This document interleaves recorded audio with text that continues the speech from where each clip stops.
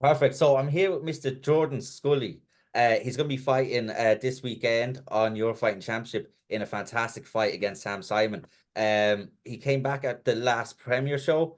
Um, he was out for a year before that. So we're going to talk a little bit about what happened to him, why he was out for so long, how he felt coming back, and looking forward. So thank you very much for your time. How are you? It's good to see you back after you were out for, I think it was nearly a year, nearly exactly a year from when Yeah, your last fight to the fight back at Premier. So how are you feeling? I feel great, Dave. I've been training hard the last couple of months. Even while I was injured, I still training, doing whatever I could. But I'm delighted to be back. And I just want to showcase what I can do. What Jordan Scully can do. So I'm looking forward to it, Dave.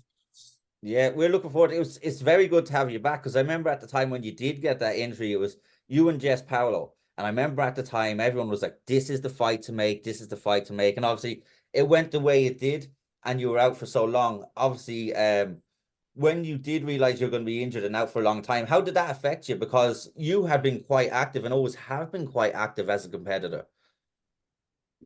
Look, Dave. I could sit here and say I was good, but I won't lie. There was a period of time where I did kind of go into a bad state of mind. I was in a low point in my life. I didn't know if I was going to fight again or not. And but I never stopped believing in myself. Like, even in fairness to the physios in Tullamore, they got me back. Like, going again, as you can see, shoulders 100%. And yeah, no, I think what kept me going the most was just like the dream I had. Obviously wanting to go to the UFC and stuff. Doing the best I can. But what really helped me the most was my family, the people close to me. Like, even some people will tell you, like, I never stopped believing in myself, and I think that's what pushed me to keep going. Yeah, like that. You're an unbelievable talent. Like that at the time said you were the two top guys. And you said there that you thought you might not fight again. Was it that the injury was that bad that you might not been able to fight again, or was that a mental thing? I think it was more of a mental thing, Dave, because I never broke a bone or anything before, and it was just such a freak accident. You don't know what's gonna happen. You might. I was even thinking, will my arm ever be the same again? Like, could I step into the cage? Is this the end for me? But I was very blessed. Just I didn't actually need surgery on it or anything after, which was very good. And it turns out it actually did heal in the space of 3 months. Like, I was able to get it up here again and stuff. But a few other things happened during the year as well that kind of prevented me from fighting, which was unfortunate. But look, these things happen for a reason, and I think that's what made me into the man I am today. Yeah, and like that, all these obstacles and all these things that happen to you, like I said, will mold who you are in the future. And they might not feel good or great at the time, but when you look back on them, you'll say, well, this was a point where this happened and that's kind of changed me. But you did come back and you did fight.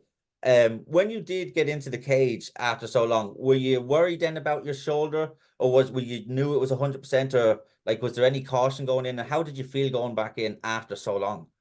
To be honest, Dave, it was the best feeling in the world. Obviously, look, the fight didn't go my way. Like, I just made a few silly mistakes. That was it. I think it was maybe look a bit of ring rust, but you can't take anything away from Malik. He did put in a great performance, and he deserved to win. He was the better man in the night, and I can't take anything away from him.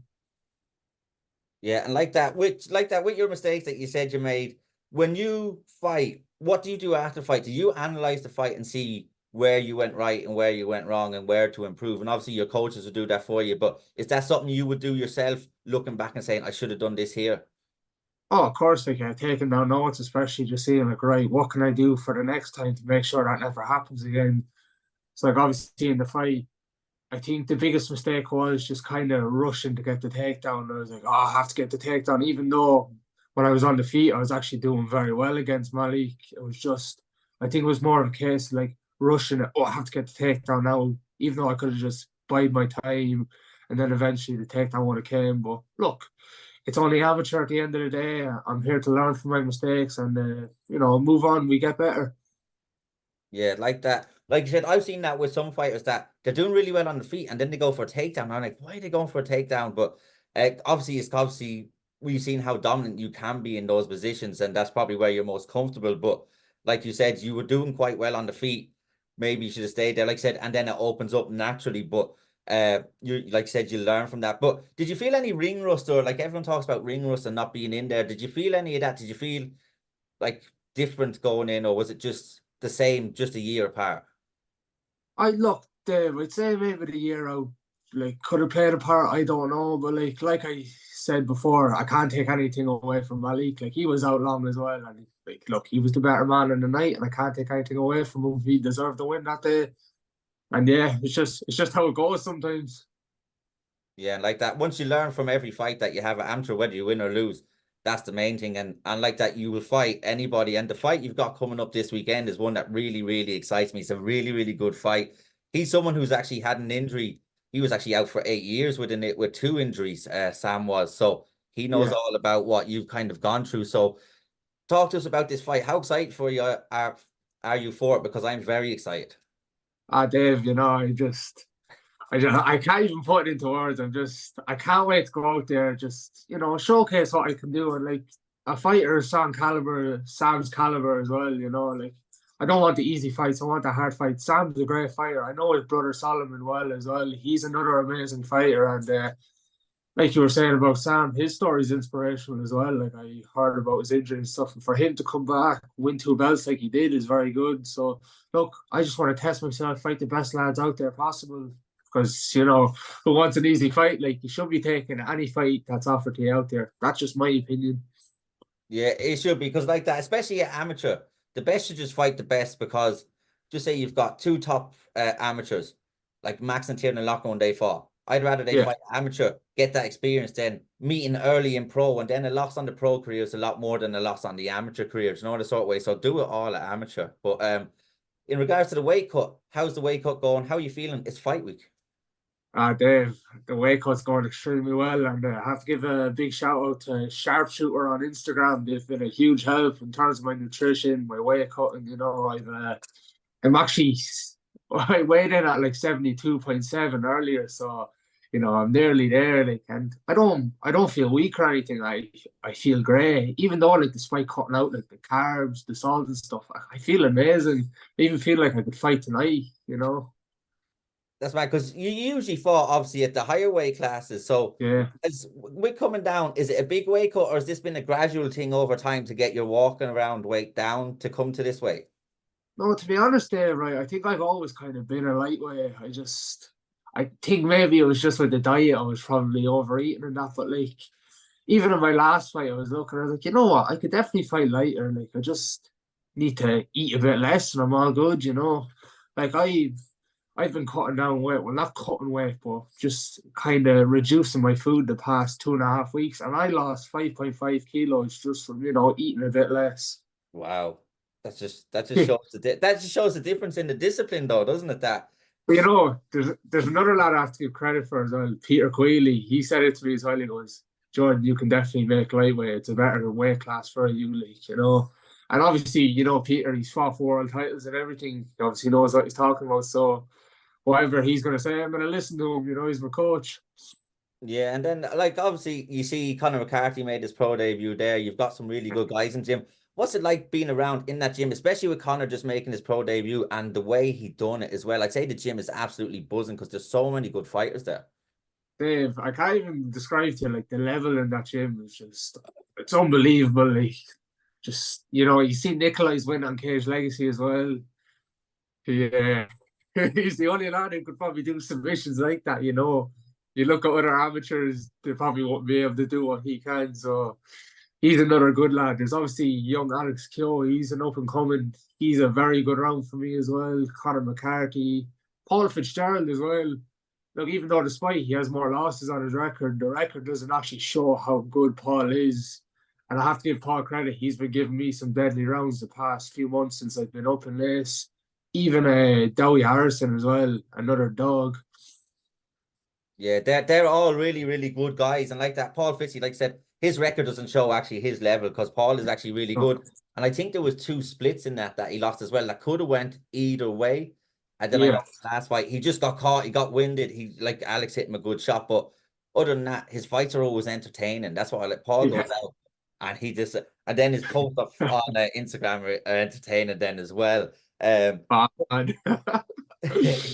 He's a madman, but he's really nice. I always talk to him when I see him at the shows, and I always have chats with him as well. But Oh, like you look at him on Instagram, you're like, oh, this lad's an absolute twat, and then you meet him in person, you're like, this guy is fucking dead on. Like you meet him, you're like, this guy's actually like, he's fucking dead on. He's such a nice guy as well. Like fucking, but like Paul just like that though. He's a mad bastard, but like fucking heart of gold as well, you know. yeah, no, I find because obviously I'm never gonna have to fight him or never will fight him or haven't fought him. So me and him have a good relationship and like that. I Yeah, I know he was supposed to be fighting on Euro. I think his fighter is now fighting Ushin. So I don't know if is Paul still on the yeah. card or not. Paul actually has been unfortunate just the past few months. He actually got staph infection a few times. I think the fact that he's a type 1 diabetic as well doesn't help.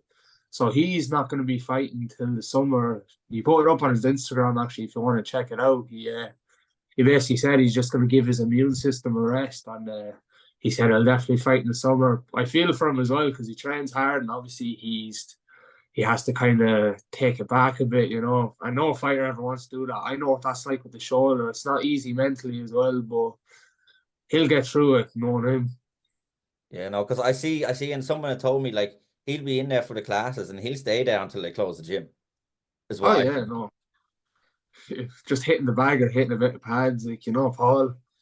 Yeah, no. So obviously we're not going to look past Sam because he's the next person in front of you. But how do you plan this year on going? Do you want to do the IMAFs again? Do you want to fight more regionally? Like how active do you want to be this year, God willing, that you're I'm actually doing the IMFs at the end of the month. I'm moving down to lightweight as well for that because I'm walking around fairly late nowadays. So I have a big plan of fights I want to do potentially this year, even rematches with certain opponents I fought before. Like, you know, we'll wait and see. But to be honest, Dave, I just want to be as active as I can. Now that depends on how much, like, let's say, damage I take. But so far, I just want to stay active, and you know, I'll fight anyone. You know what I mean? Like, I'm not afraid of a challenge, and look, no matter how the result goes, I can find the man in the night, or if he's the man in the night, it's just how it goes. But I just want to stay as active as I can. Yeah, no, that's good because obviously you were quite active. We've seen before. Then you had the long break and you talked about how hard that was. But I seen at the time on your Instagram and stuff, you were still in there slinging. You were still throwing the other one. You were still doing as much as you could, which just showed that you want, no matter what was going on, you were still going to get back in there. And you finally got back in. You've got this fight. You've got obviously now the IMAS coming up. Then you've Yeah. got just this year as well. So how good does it feel to be back now and knowing that you've got a full year ahead of you? They're fantastic. Like I just want to showcase what Jordan Scully can do, you know. And then the first fight is obviously Sam. Like I'm master as well, but Sam is my main focus at the moment, and I have a tough challenge ahead of me. But if anyone could do it, I know I can do it. So yeah, I can't wait to showcase what I can do.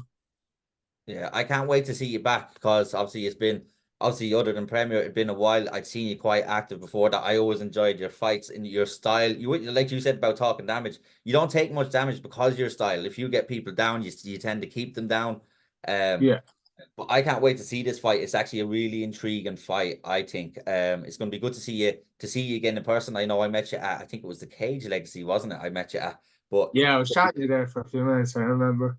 yeah, so it's going to be good to see you back in the cage at your fighting championship against a really, really good opponent. I'm going to let you go, but is there anything you want to say before you go, or anyone you want to shout out before you go? Obviously, my gym SPG Nace, sharpshooter on Instagram, Peter Queely, Conor McCarthy. Another thing as well, Conor was a huge reason why I decided to join this as well. He was very welcoming to me. Conor is the kind of guy he is. Very nice to me. You know, introducing me to everyone, Peter and that. So I'd obviously give him a big shout out because he was one of the main reasons why I joined the gym.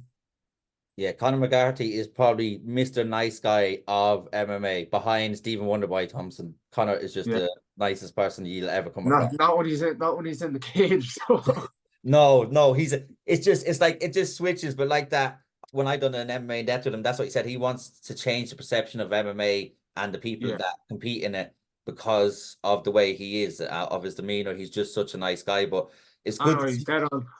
it's good to see you that you're up in Naas, you're enjoying your time. I'm looking forward to seeing how much you've improved kind of since your injury and what you're going to do this Sunday. So I want to thank you so much for your time. It's been an absolute pleasure again, and I can't wait. It's going to be a pleasure to see you fight again. Thanks, Dave. It was great to chat to you again, and I'll see you at IUR, and a great performance incoming. So let's go. Perfect. Let's go. Thank you very much. No